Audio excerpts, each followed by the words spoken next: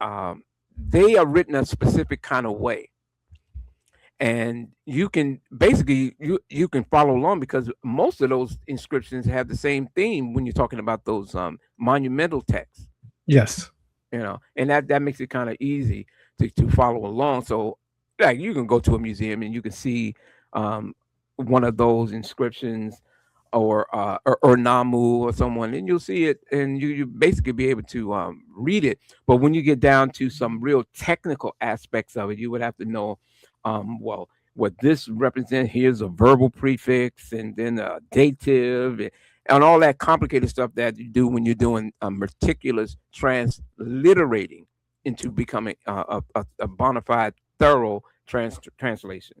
So I All hope right. that I didn't go off the edge with No, that. no, that was definitely sufficient to give everyone a full gist in some sense of where your strengths are and where your studies are.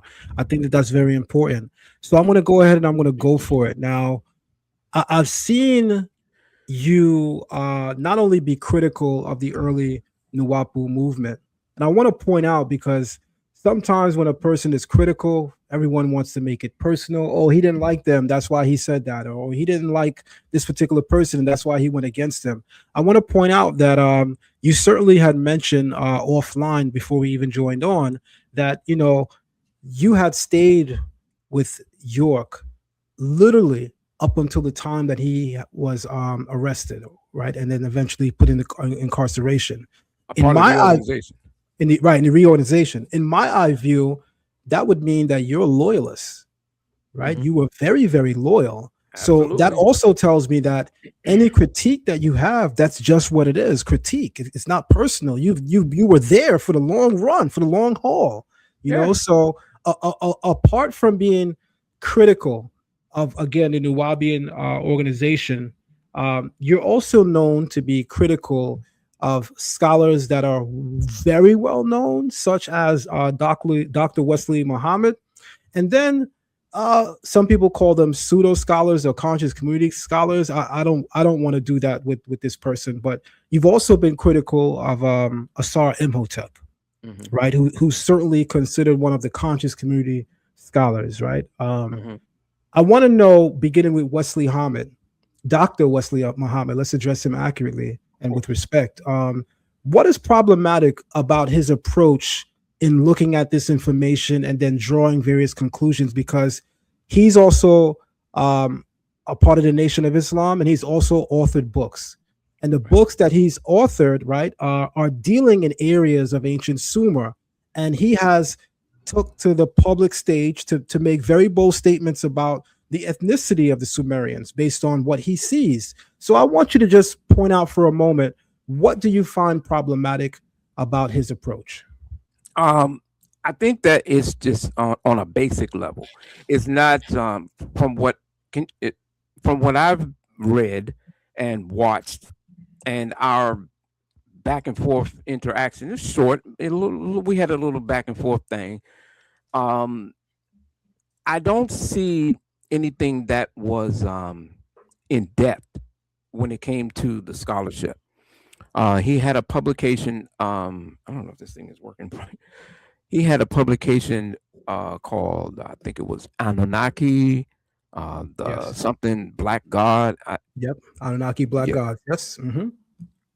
yeah, and I went through that section of it, and I even confronted him about it because there were some things in it that I disagreed with on an academic level when it came to the Akkadian language itself, which I had a minor in, which is something that we had to go through as well.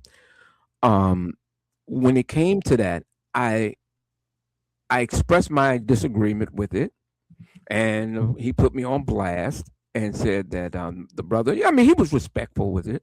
I mean, he didn't come out and say anything that was painfully attacking, but he basically was saying that I was wrong, and he gave his reasons. And what I'm gonna do is I'm gonna send you that link to that discussion in his on his Facebook page. And what I did was I just critiqued it and then demonstrated that one, what the name or title Anunnaki represented to the Akkadians, as opposed to what Anuna meant to the Sumerians. Okay. And with regards to they being black men or space age black men, etc., um, I just challenged him to cite the Sumerian or Akkadian source that that literally said that they were black. Okay. And he gave a couple of references, but it wasn't from any text. It would be from individuals who said they were, not Right. from what they said. So if I'm understanding you properly, because I certainly do this myself, that's not proper citation, right? If anyone can write a book today, literally, and anyone can put anything in that book, but I believe in all fairness to Dr. Wesley Muhammad, your question was simple.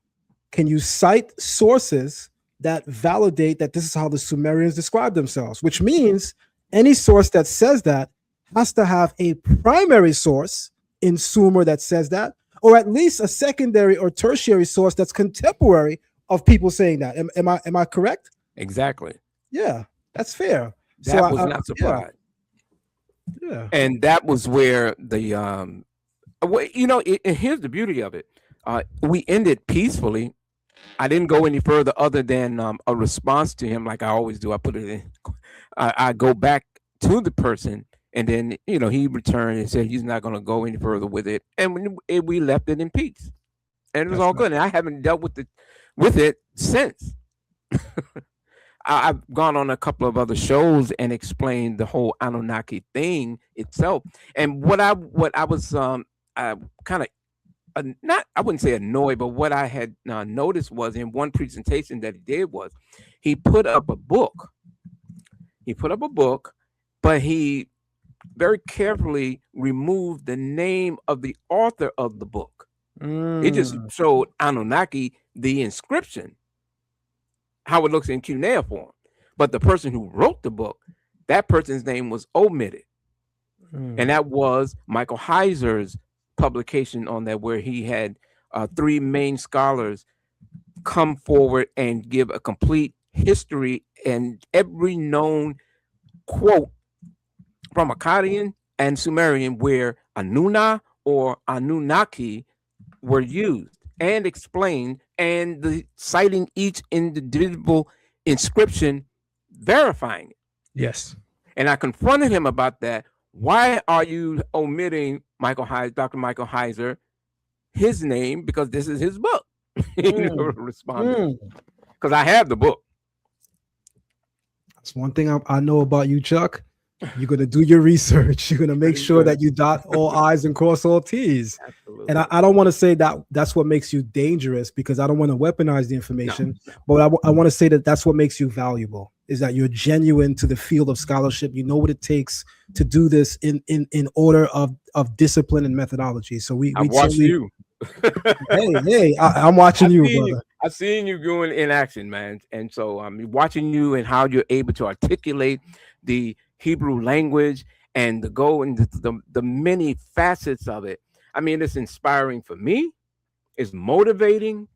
And like I said, this is part of why I'm so humbled to even be here, because of I love great minds. Okay. And that's just it. Watching even the young brother, the young linguist, Netter Neb. Smack Rockwell. The brother Give it up. Jaru. Yeah. These brothers have taken the time to engulf themselves into areas of study that we're technically not supposed to be a part of. That's right. And then to go out and challenge the people who are in that area. Come on. That is something that is inspiring. And certainly I can see from down the road, after my 20 years are just about up, there are going to be some new students coming up that's going to challenge the mainstream as it stands, because this is like science. It doesn't necessarily it's cut in stone as a pun, because it's always something evolving. Just like it looks like we can have a discussion about, well, the Sumerians, were they black or not, etc.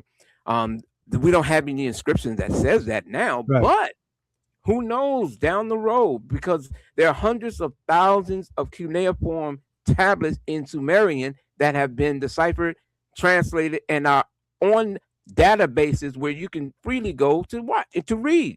That's right. That's There are right. so many more that are coming.